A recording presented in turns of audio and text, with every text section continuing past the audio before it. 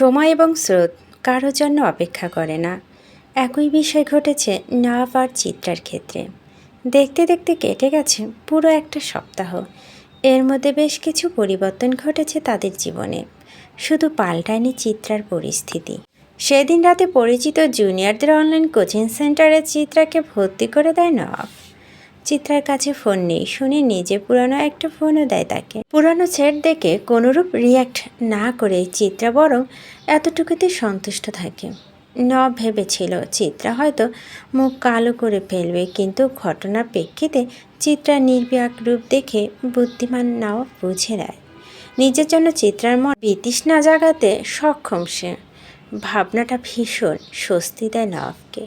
চিত্রা ঝামেলা ব্যতীত কিছুই না তার নিকট। এই আপদ দূর হলে বাঁচে সে। চিত্রা টের পায় অবহেলার তীব্রতা, তাই তো নিজেকে আরও বেশি গুটিয়ে নেয় সব কিছু থেকে। চঞ্চল চিত্রা হয়ে যায় নিশ্চল। সারা বাড়ি কোথাও শোনা যায় না তার গুঞ্জন। চুপটি করে সারাদিন পড়ে থাকে ঘরের কোণে। মনে মনে ভাবে কয়টা টিউশনি পেলে মুক্তি মিলবে এই আশ্রয়স্থল থেকে। কত টাকা আয় করলে 3 বেলা খাবার জোগান দিতে পারবে।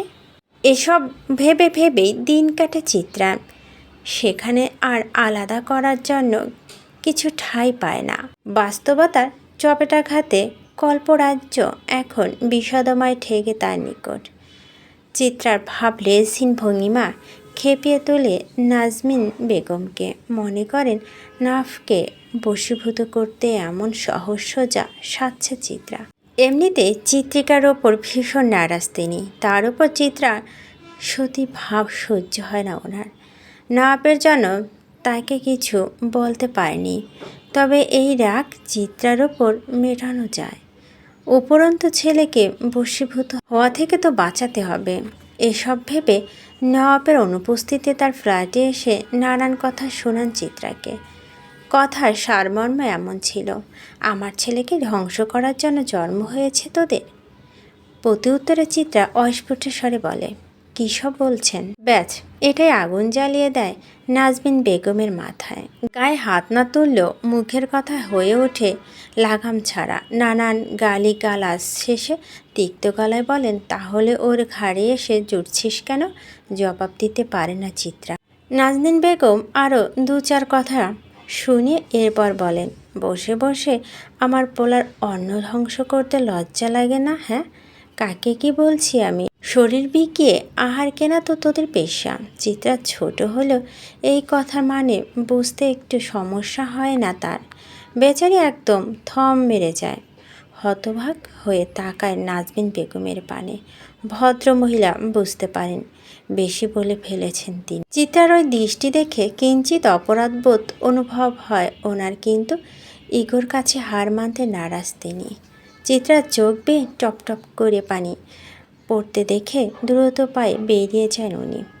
ওদিকে ক্ষত বিক্ষত চিত্রা হু হু করে কেঁদে ওঠে। বুকের ভিতরটা জ্বলে পড়ে আঙ্গার হয়ে যায় তার। ঠিক তখনই ওর কাঁধে হাত রাখে কেউ। চিত্রার রক্তিম চোখে চাইতেই দেখে নাফিস কৌতূহল দৃষ্টিতে তাকিয়ে আছে ওর দিকে। চোখটা ছোট ছোট করে বিজ্ঞের মতো শুধায়, কাঁদো কেন? ব্যথা পেয়েছ মাম্মা? অস্ফুট স্বরে বলা কথাগুলোতে কি ছিল কে জানে। চিত্রা কোনো কিছু না ভেবে জাপটে ধরে বাচ্চাটাকে। টলমলিয়ে উঠে বেচারা। সেসবে তোয়াক্কা না করে নাফিমের ছোট্ট বুকে মুখ লুকিয়ে ফুঁপিয়ে কেঁদে উঠে চিত্রা। নাফিম একটু ছটফট করে না, শান্ত বাচ্চার মতো শটান দাঁড়িয়ে থাকে। কতদিন পর মাম্মা ভালোবাসছে তাকে। সরলে যদি রাগ করে চলে যায় তখন? মাতৃস্নেহের স্বাদ পেতে অবশিশুটা ওভাবেই থাকে। 45 মিনিট পেরোনোর পর যখন চিত্রা থামে না, বিভৎস স্বরে কাঁদতে থাকে, তখন ধৈর্য হারিয়ে ফেলে নাফিম। উসখুস করে বলে, পায়ে বেদনা করে মাম্মা? নাফিমের কথায় কিঞ্চিত থামে চিত্রা, কিন্তু ছাড়ে না। ওকে কোলে তুলে পুনরায় জড়িয়ে ধরে, যেন চিত্রার প্রিয় কোনো পুতুল। ছাড়লে হারিয়ে যাবে অদূরে। নাফিমও লক্ষ্মী বাচ্চার মতো জড়িয়ে ধরে চিত্রার গলা। বেচারি চিত্রা নীরবে ফোপাতে থাকে। নাফিমের ছোট্ট মস্তিষ্ক ধরতে পারে না এত জটিলতা। ভেবে নেয় হয়তো পাপা বকা দিয়েছে মাম্মাকে। তাই কাঁদছে। নাভিম বুজুর্গদের মতো ছোট হাতে আঁকড়ে ধরে চিত্রার মাথা, এরপর আদুরি স্বরে বলে, কাঁদো না মাম্মাম, বাবাকে বকে দেবে নাভিম। অসময় অবশ শিশুটাকে আপন মনে হয় চিত্রার। অন্তত কারো মনে তো তার জন্য একটা মায়া দয়া আছে। সে ফোপাতে ফোপাতে বলে, আমি কি খুব খারাপ আব্বু? নাভিম দুপাশে মাথা নাড়িয়ে বলে, নো আলা মাম্মা, মেলাগুলা ভালা। পরিমাণ বোঝাতে সে ছোট হাত দুটো মেলে দেয়। চিত্রা শব্দ করে কেঁদে ফেলে। নাভিম পড়ে যায় বিপাকে। তার মাম্মা যে ছিটকাঁদুনিতে সেটা জানতো না বেচারা। কোনো উপায় না পেয়ে ভারাক্রান্ত গলায় বলে, তোমাকে এতগুলা চকলেট দিব, মেলাগুলা ভালোবাসা দিব, আচ্ছা খেলাও নিব, তাও আর কেঁদো না মাম্মা। নাফিজের কথাগুলো ম্যাজিকের মতো কাজ করল। চিত্রাও বাচ্চা হয়ে গেল এক মুহূর্তের জন্য। দুহাতে চোখ মুছে বলল, আর কাঁদবো না বাবাই, তুমি একটু ঘুম পাড়িয়ে দিবে মাকে। নাভিম ঠোঁট উল্টে আদো আদো স্বরে বলল, নাভিম স্মল বয়, তোমাকে কুলে নিতে পারবে না তো? চিত্রা ফিক করে হেসে দেয়। নাভিমকে কোলে তুলে বিছানায় শুয়ে দিয়ে তার পেটে কাজটা মাথা রেখে শোয়। এরপর নাসিমের ছোট্ট ছোট্ট হাতগুলো নিজের মাথায় রেখে বলে, এই ছোট্ট মাথায় ভয়ানক সব স্মৃতি জমাটবদ্ধ, যা ক্ষণে ক্ষণে ভীষণ যন্ত্রণা দেয় তোমার মাম্মাকে। ফলস্বরূপ বহুদিন ধরে ঠিকমতো ঘুমায় না সে। তুমি কি একটু সেনের হাত বুলিয়ে দেবে বাবা? মাম্মাম একটুখানি শান্তির ঘুম দিতে চায়। শোয়া মাত্রই নাভিমের চোখও ছোট ছোট হয়ে এসেছে।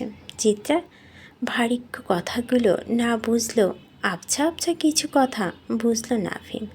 তাতে অনভিজ্ঞ হাতে চিত্রার চুল উল্টে পাল্টে গিট্টু পাকিয়ে বসল। এতে একটুও রাগল না চিত্রা, উল্টো শান্তিতে চোখ বুজে ফেলল।